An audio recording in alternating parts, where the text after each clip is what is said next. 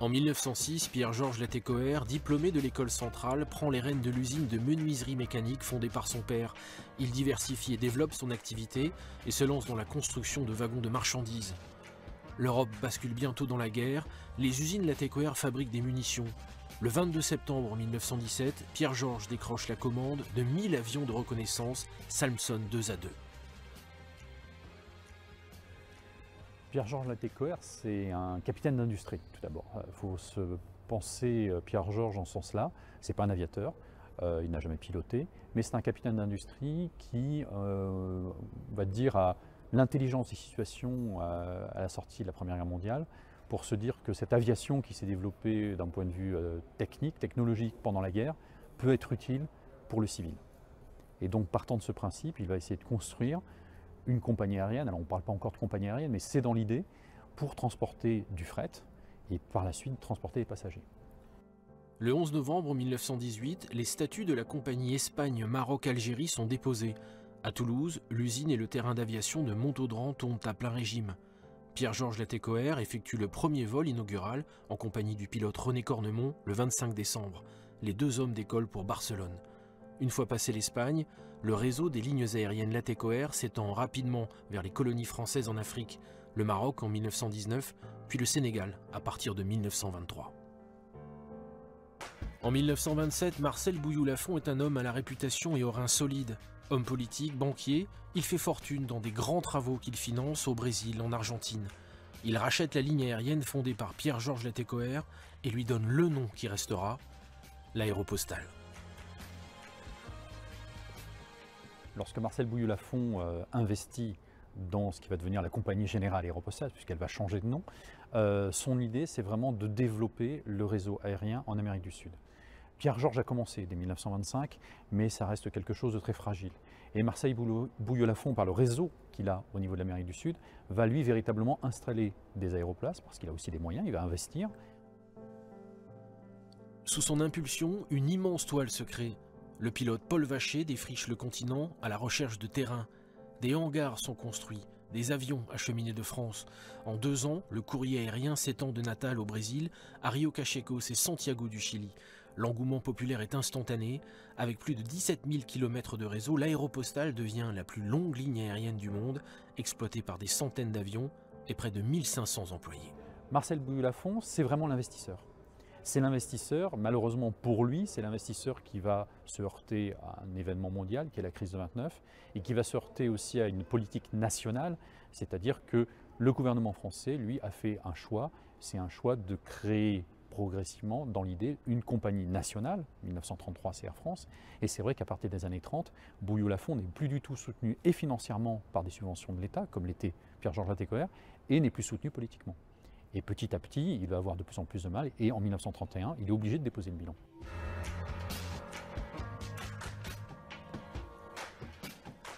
Le 16 juillet 1919, Didier Dorat, qui vient de quitter l'armée où il a fait ses armes dans les escadrilles de chasse et de reconnaissance, est embauché par Pierre-Georges Latécoère.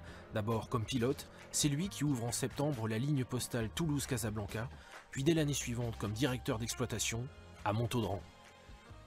Il a fini la guerre comme capitaine, la Légion d'honneur, des citations, et lorsqu'il prend en main, lorsqu'il prend vraiment en main la création des lignes en 1919, lorsqu'il sort de l'armée, Pierre-Georges Latécoère lui laisse vraiment ce pouvoir, cette direction de l'exploitation postale et de l'exploitation de la ligne pour choisir les pilotes, prendre des avions, des mécaniciens, installer les aéroplaces.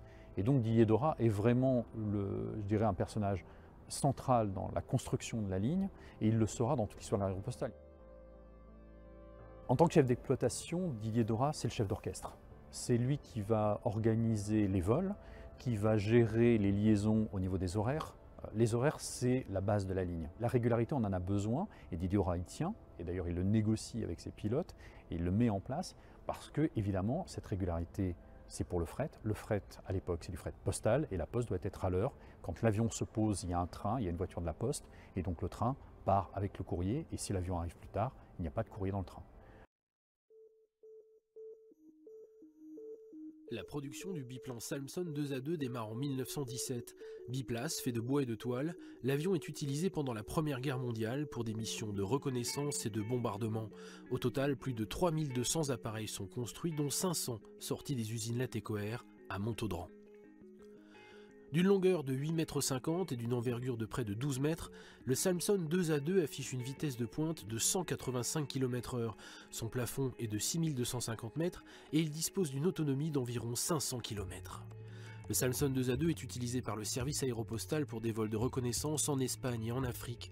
C'est à bord d'un appareil de ce type que le 25 décembre 1918, Pierre-Georges Latécoère et le pilote René Cornemont effectuent le premier vol inaugural des lignes aériennes Latécoère, ralliant Barcelone depuis Toulouse.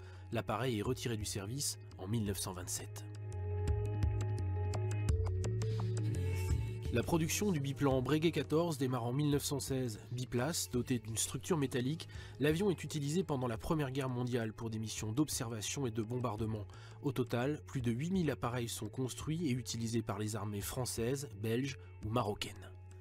D'une longueur de 8,80 m et d'une envergure de près de 15 mètres, le Breguet 14 affiche une vitesse de pointe de 180 km/h. Son plafond est de 5800 mètres et il dispose d'une autonomie d'environ 450 km. Le Breguet 14 est utilisé par le service aéropostal pour des vols de reconnaissance en Espagne, en Afrique et en Amérique du Sud, puis pour le transport du courrier. Le 13 octobre 1921, Albert Ier, roi des Belges, en visite au Maroc, embarque dans un Breguet 14 de la CGEA, piloté par Jean Dombré. De Casablanca, il rallie Alicante puis Toulouse. L'appareil est retiré du service en 1935. La production du LAT-25 démarre en 1926. Monoplan, en toile, bois et métal, l'appareil est essentiellement une version modifiée du LAT-17. Muni d'une cabine 4 places, il est conçu pour transporter courriers et passagers sur les escales sud-américaines de la ligne. Seule une soixantaine d'avions est fabriquée. D'une longueur de 9,45 m et d'une envergure de plus de 17 mètres, le LAT-25 affiche une vitesse de pointe de 192 km/h. Son plafond est de 4200 mètres et il dispose d'une autonomie d'environ 650 km. C'est à bord du LAT-25 numéro 603 que le 9 mars 1929, Jean Mermoz et son mécanicien Alexandre Colneau effectuent un atterrissage d'urgence sur un plateau de la Cordillère des Andes.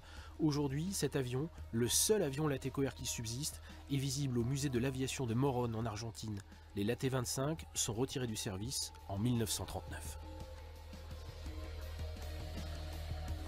La production du biplan Potez 25 démarre en 1925. Biplace, en toile, bois et métal, il est conçu pour des missions de reconnaissance, de bombardement et de surveillance côtière.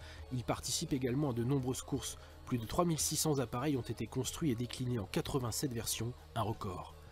D'une longueur de 9,10 m et d'une envergure de plus de 14 mètres, le Potez 25 affiche une vitesse de pointe de 208 km/h. Son plafond est de 7000 mètres et il dispose d'une autonomie d'environ 500 km. En 1929, l'aéropostale acquiert 5 appareils pour franchir les sommets de la Cordillère des Andes. C'est à bord d'un Potez 25 que le 13 juin 1930, Henri Guillaumet atterrit à la Laguna del Diamante, le mauvais temps l'empêchant d'effectuer la liaison Santiago du Chili-Mendoza. Les Potez sont retirés du service en 1936.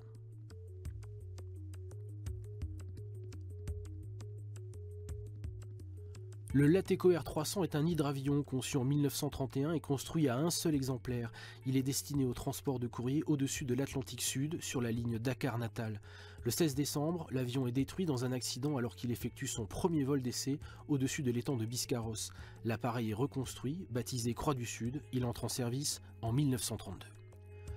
D'une longueur de 25,80 m et d'une envergure de plus de 44 mètres, le LAT-300 affiche une vitesse de pointe de 210 km/h. Son plafond est de 4600 mètres et il dispose d'une autonomie d'environ 4800 km. Le Croix du Sud bat plusieurs records du monde de distance en hydravion. Le 7 décembre 1936, à Dakar, après avoir connu un premier ennui mécanique, Jean Mermoz prend les commandes de l'appareil et redécolle direction Natal. Il est environ 7 heures. À 10h47, le Croix du Sud envoie un dernier message, coupons moteur arrière droit. L'appareil et les 5 membres d'équipage ne seront jamais retrouvés.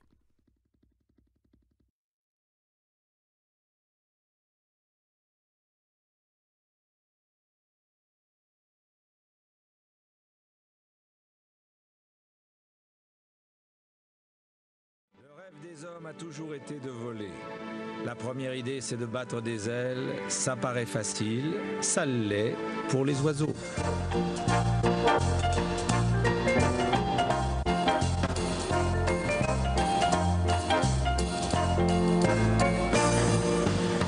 Les inventeurs ont trouvé là leur domaine de prédilection.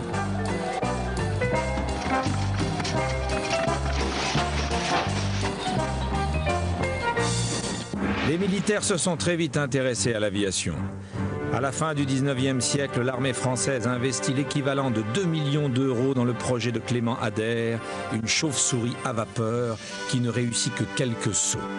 Mais Ader avait baptisé sa machine avion, une trouvaille. Après bien d'autres tentatives en Europe, le premier véritable avion avec de vraies commandes a été construit par deux fabricants de vélos américains, les frères Wilbur et Orville Wright.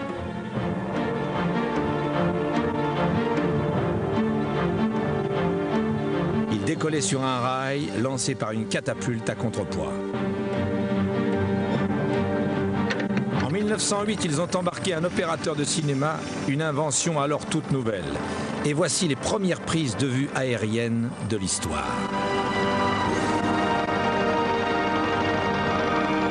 Elle prouve aux militaires que l'avion peut effectuer des reconnaissances. Guerre, cinéma et aviation seront désormais associés. Un pionnier italien de l'hydravion, Mario Calderara, installe lui aussi une caméra pour impressionner les militaires et donner des émotions fortes au public de Charlot.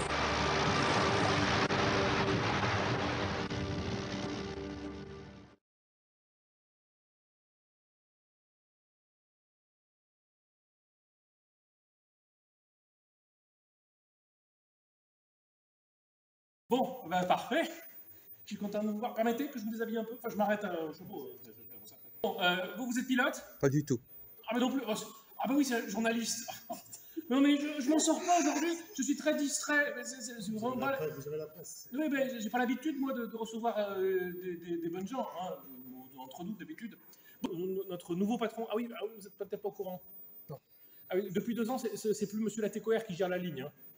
C'est M. Bouilloux-Lafont qui a racheté la ligne, qui a changé de nom, l'Aéropostale. Je ne sais pas si ce nom restera, mais il est joli. M. Latécoère, il est vraiment consacré à la fabrication de ses avions.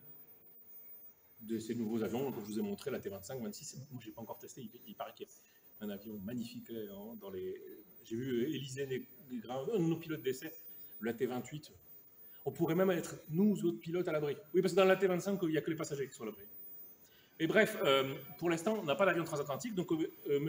Bouilloux-Lafont a fait construire 4 bateaux aéropostales. Alors, soyez là en avance. Le courrier part à 5 h du matin ou plus tard, donc si vous pouvez avoir un peu d'avance, c'est bien. Hein. Surtout le temps de la peser, le temps de vérifier que tout soit bien administrativement parlant. Bon, notre patron, M. Dora, impose aux pilotes d'être là avant 5 h du matin. Je ne vous impose rien à vous, mais je vous conseille d'être là. Vous verrez, vous pourrez assister à la préparation le matin. Je ne m'en lasse jamais de ce balai organisé où, bon, nous autres pilotes, on ne fait pas grand-chose, hein, à part de temps en temps aider un mécano si le bidon est trop lourd, mais cette petite fourmilière se met en œuvre d'un coup, il n'y avait personne, et d'un coup, vous voyez arriver celui qui livre l'essence, le mécanicien qui prépare l'avion, celui qui pèse la peau de chamois pour filtrer, lui peut filtrer l'essence. Ah oui, hors de question de mettre des débris dans notre avion. Donc il y a tout un balai qui s'organise le matin, et alors, c'est vrai que maintenant, on commence à avoir des démarreurs modernes sur les gros moteurs, hein, mais j'aimais toujours ce moment où le mécanicien lançait l'hélice. Bon, eux-mêmes, moins, certains ont perdu les doigts, mais il y a quelque chose de, comment dire, de passage de relais. Vous voyez, le mécanicien qui passe le relais au pilote pour ces belles machines qu'ils entretiennent à merveille. C'est vrai qu'on parle beaucoup des pilotes au satellite, mais souvent on oublie à quel point toutes ces petites mains sont importantes. Moi, je suis impressionné, quel que soit l'endroit où on soit sur la ligne, on ne manque de rien. Au milieu du désert, on a les boulons, l'huile, l'eau, tout ce qu'il faut. C'est quand même parfois, ne serait-ce que difficile que de s'y rendre. Et pourtant, le matériel y est déjà avant nous. Vous voyez, ça, c'est parfois ce que l'on oublie, hein, vu de Paris, que cette petite ligne de Toulouse est en fait une gigantesque organisation avec sur 3 continents des gens qui travaillent, qui organisent, qui amènent, et on ne manque jamais de rien. Donc vous serez bien reçus, une collation à chaque escale, sans aucun souci. Puisque nos escales sont gérées de main de maître. Une petite question peut-être. Oui, dites-moi. Vous parlez d'un avion Sapson. Oui. Ça n'a pas grand-chose avec hypothèse, ça avait des étages. Alors, nous avons sur la ligne, habituellement, nous utilisons nos avions, les avions que M. Latécoère a fabriqués. Comme fabrication, ici, il y a eu le premier avion pendant la Grande Guerre, c'était celui-ci, le Samson 2A2, fabriqué sous licence pour les besoins militaires. L'armée nous a confié une partie de ses surplus en Breguet 14, et il s'avère qu'à l'usage, le Breguet 14 étant plus robuste, M. Latécoère a acquis la licence de fabrication de Breguet, donc les plans. Puis après, il a conçu ses propres avions, avant le 17, on ne va pas trop en parler. Il faut bien essayer. Mais la T-17, c'est très bon avion, la T-25, la T-26. Et malheureusement, ces avions-là, après plusieurs essais, notamment nos camarades Mermoz et son mécano Colno ont fait plusieurs essais dans les Andes, il s'avère qu'à haute altitude, ils ont quasiment à chaque fois cassé. Donc la compagnie a acheté, aux grandes dames de M. Latécoère, M. Bouilloux-Lafont a acheté 5 prothèses uniquement pour le tronçon Mendoza-Santiago. Donc nous avons 5 prothèses 25, qui est un autre fabricant, pour le coup, ils ne sont pas fabriqués du tout à Toulouse. C'est un autre fabricant, M. Henri Prothèse, qui les a conçus, dessinés, fait fabriquer à son usine. Et ils ont été livrés en Amérique du Sud, juste pour la ligne Mendoza-Santiago, Santiago-Mendoza. Le plupart du temps, c'est notre camarade Guillaumet qui fait le trajet, mais il y a Delay aussi qui est avec lui, pour le relayer quand il a besoin de se reposer quand même, de temps en temps. Donc effectivement, voilà, sur la ligne, essentiellement des avions Latécoère, quelques Breguet 14, parce que comme ils sont increvables, on finit par les garder comme avions de réserve au fur et à mesure qu'on renouvelle avec des avions plus neufs et plus modernes, mais on ne s'est jamais débarrassé des Breguet 14. Par contre, le Samson, on a arrêté depuis 1923 à peu près, donc ça fait 6 ans que ça ne vole plus ça. On en a un là, vous voyez, pour que les mécanos s'amusent dessus, parce que ça reste une belle machine, mais c'est pas endurant. Et nous, l'endurance, c'est la qualité première. Et vous savez, ils ont travaillé avec la maison Breguet aussi ou pas? Mais alors, M. Latécoère et M. Breguet s'entendent très bien. Ils ont au départ tissé des accords juste ponctuels, mais il s'avère que ces deux hommes-là s'entendent bien. Donc, je ne sais pas présager du futur, mais aujourd'hui, on s'entend bien. On a acheté les licences. Bon, après, M. Breguet n'a même pas voulu à M. Latécoère quand, lors d'une exposition, M. Latécoère a exposé un avion qui était un Laté 4 ou 5, qui était en réalité un Breguet 14 modifié, mais c'est de bonne guerre, c'était juste pour une exposition. Cet avion n'a jamais volé, ni été vendu, il n'y a pas eu d'argent gagné avec. Donc M. Latécoère n'en a pas voulu à M. Breguet, tout va bien. Est-ce qu'il y a eu une collaboration avec De Watine? Alors, M. De Watine était le premier ingénieur ici. Aujourd'hui, il est parti voler de ses propres ailes, concevoir ses propres avions, mais le premier ingénieur qui a lancé la fabrication dans nos usines, là-bas, c'était M. Émile De Watine. Donc important, puisque quand M. Latécoère commence ce métier de fabricant, il n'est pas un fabricant d'avions. Les usines de Gabriel Latécoère, le père, fabriquaient des objets en bois et en métal, et M. Latécoère, notre patron, Pierre Georges, était venu fabriquer des wagons à Toulouse. Donc lui n'était pas expert en avion, et donc c'est M. Moine, ingénieur au plan aérien. Donc ça commence à faire beaucoup qui s'agrègent au même endroit, et c'est ce qui va faire de Toulouse ce pôle plus tard. Mais c'est vraiment parce que Latécoère est venu, il a fait venir d'ingénieurs, puis ils ont dû en former d'autres, ils ont créé d'autres industries, etc., etc. Et ça a créé un petit cristal, ça a grossi, et qui est devenu l'industrie toulousaine d'aujourd'hui. D'accord. Bon, je suis natif du Nord-Pas-de-Calais et je sais qu'il y a eu des usines Breguet. Oh, Breguet, il en a eu partout. Le nombre d'usines qu'a eu Louis Breguet est assez grand. Donc il y a eu Villacoublay, il y en a eu d'autres. À Toulouse, c'était une usine secondaire au départ. C'est juste que petit à petit, le consortium toulousain est devenant de plus en plus gros. Sud Aviation, les industries du sud de la France se sont regroupées à Toulouse au fur et à mesure. Il y a eu la SNKZE Sud-Est, SNK Sud-Ouest, puis Sud, puis c'est devenu Sud Aviation. Il y a eu Sud Aviation et Nord Aviation, et Sud Aviation, c'est fini par se centraliser à Toulouse. Mais donc Breguet, il avait des billes partout au départ. Breguet, en fait, il n'a pas voulu être nationalisé, donc lui, il avait des billes un peu partout, il avait gardé ses usines, sauf celle de Villacoublay qui a été nationalisée pour des besoins. Alors, je ne sais pas exactement comment politiquement ça s'est fait, mais de toute façon, c'était entre deux guerres, donc il y avait une logique. D'accord. Mais après, Toulouse n'est pas du tout dans l'industrie de l'aviation française la ville d'où ça commence. Hein. La France s'est tournée vers les avions bien avant que Toulouse s'y mette. On soit bien d'accord. Hein. Toulouse, ça vient après. C'est la seconde lame. Hein, là. Il y a des terrains bien plus historiques dans l'histoire de l'aviation française que Toulouse. Montauban, ça vient après. Mais c'est vrai que la particularité, c'est qu'on va retrouver ici des fabricants et une ligne internationale au même endroit, avec les mêmes savoir-faire, avec des mécaniciens en commun. Et ça, c'est assez particulier. Donc les gens sont arrivés au bon moment, au bon endroit. Bon, c'est surtout au départ de la sérendipité, c'est-à-dire que c'est coup de bol, ça marche. Enfin, le projet est bon, mais coup de bol, De Voitine crée sa propre usine et il reste à Toulouse. Il aurait pu partir à Gognon, je ne sais pas, une fois qu'il a quitté la TECOR.